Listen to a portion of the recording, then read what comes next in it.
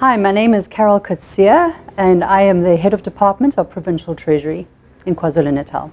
I've been a public servant for 30 years and there have been a number of accomplishments that really have been more at a policy level. And many people out there won't necessarily know what the implications of those policies have been, but to mention one of them was the development of Operation Sukuma Sake, which then became a policy directive for the entire country, which was to bring government departments together at a community level. So if a family, for example, needed to access a government grant, they would get Home Affairs, they would get the necessary departments together to be able to give that support to that family, including any health or medical support that they needed. So that was a really great initiative, and we really have seen shifts in terms of some of the inequalities in those societies. There's also been a number of initiatives, particularly Provincial Treasury's role is to ensure that there's good governance. It's public funding and we need to be accountable for that. And with our support initiatives, we've seen a real good improvement in the audit outcomes of the provincial departments and the public entities that we guide and support. I think more the ones that I enjoy more in terms of achievements are the socio-economic development achievements, where we've really made sure that we try to reach out to communities. During the FIFA 2010 World Cup, we actually ensured we had public viewing areas, so people out in the far-flung areas were able to also enjoy the hype and watch the soccer on big screens and all come together. And of course the others are around some of the creches that we've been able to help that were really in shocking conditions. They had pit latrines, and we're talking about little ones from 0 to 5 with absolutely no form of educational toys to play with. So those are the ones that I really thoroughly enjoy doing, going into those communities and really seeing the change in terms of giving those little ones a proper head start, with proper facilities and teachers that were actually getting them to the stage where they went into this formal school setting, they had a good foundation.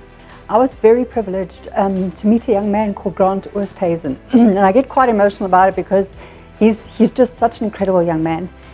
He is severely handicapped and he can only control one organ on his body, and that's his toe.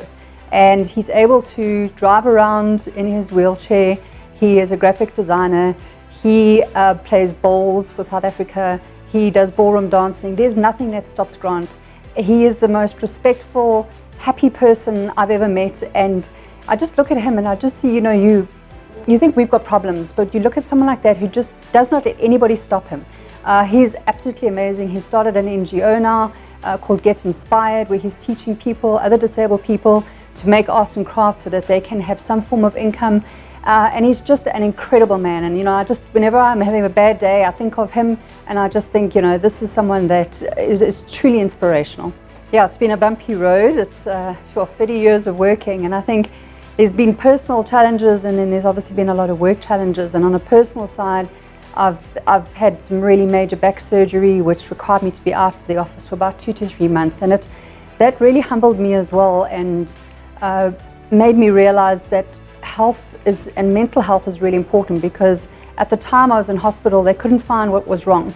After it was about a 9 vertebra fusion that I had, they couldn't tell me what was wrong, and I think I was just getting so frustrated, and I was also so humiliated by the way I had to be washed in bed.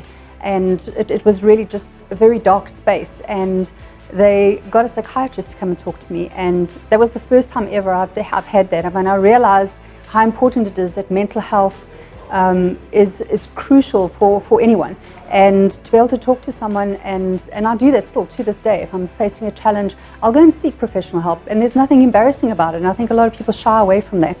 So that's more on the physical side, and obviously making sure that I stay healthy and fit is really, really important given the pressurized job. But I think when it comes to the career side, I've had some really, really tough people to report into, and I think what's important is to be able to say no at the right time, but to give alternative solutions. There really have been a lot of challenges along the way, difficult decisions to be made, but I think as long as you, at the end of the day, ensure that the integrity is there, you keep your values and ethical in everything that you do, even those difficult people will see that what you're saying is correct, and they'll actually respect you for it. So yeah, it's been an interesting time. So I'm seeing I have probably 10 years left in the public sector before I retire. So what I'd really love to do is change the way government is perceived. Obviously a lot of people see it as corrupt, inefficient, and so for me I really want to change that. I want to change it by attacking this issue around corruption, putting in proper systems in place, holding people accountable, ensuring there's consequence management, putting the right systems in place. I think there's a lot of space around the IT where we could really make government systems a lot more efficient so that we can really see that rand stretching further.